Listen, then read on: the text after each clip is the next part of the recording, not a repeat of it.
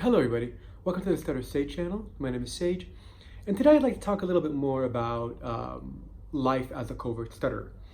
Again, being a covert stutterer is a way in which, that's the way I define it, the way in which a stutterer hides that he or she is a stutterer and kind of tries to pass as being fluent.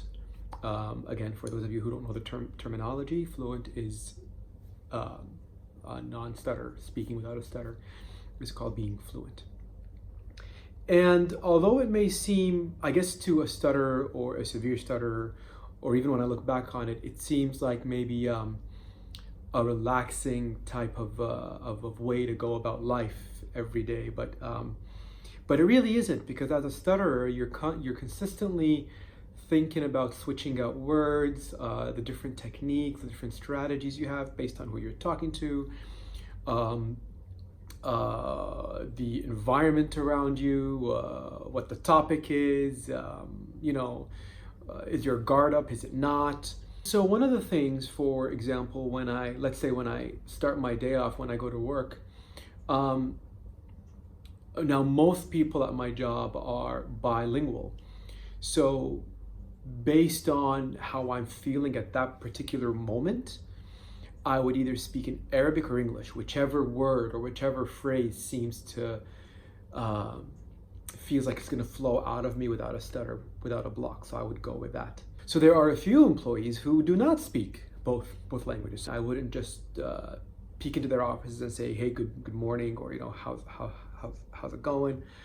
I would think about it a little more. I would wait for the certain time. I'm in a certain time. I'm in a certain mood.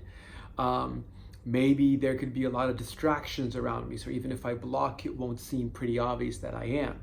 Sometimes, and these are the times that get me the most, is when somebody walks into my office,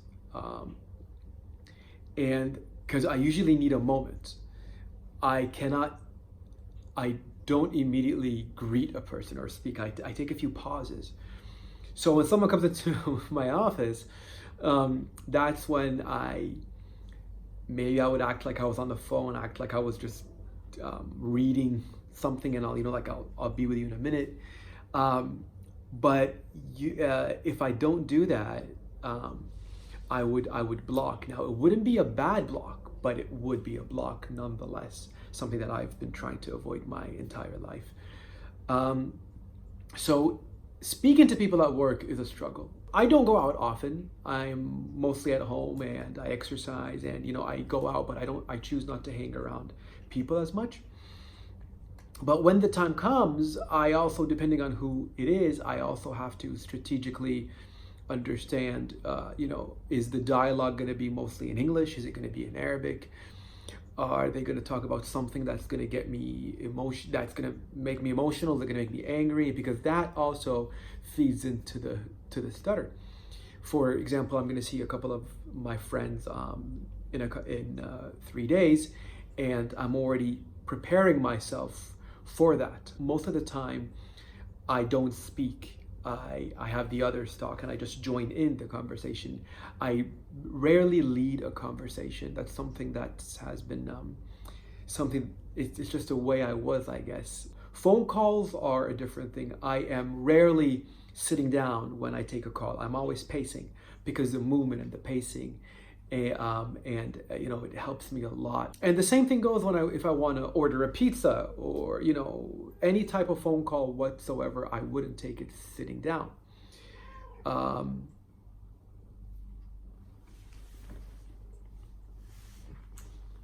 Today it seems like Katniss wants to make an appearance. Katniss, YouTube, Katniss.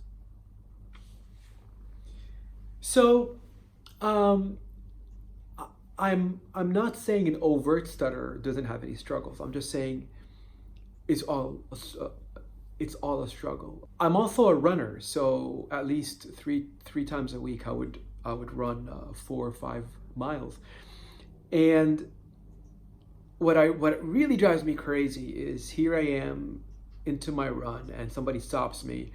They either want to ask directions or whatever it is that they just want to ask, and that's when I've usually stuttered most. Not long ago, I think it was a few months ago, before I started the run, I was warming up, and three women, three or four, I don't really remember, but I do remember that they passed by and they were asking for directions. And I blocked, and they laughed. And so it's amazing, like even right now, you have these incidents where people are insensitive.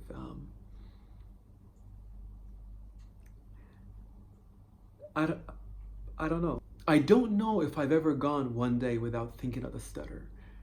Um, I wonder how life would be, I guess.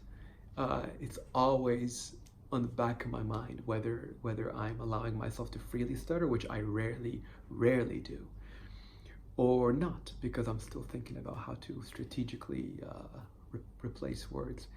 So there really aren't any good days or bad days. Some people say, they stutter more when they're sick, when they're nervous, when they're angry, when they're sad. I don't know. I mean, I haven't cracked it, and I don't think anybody else has.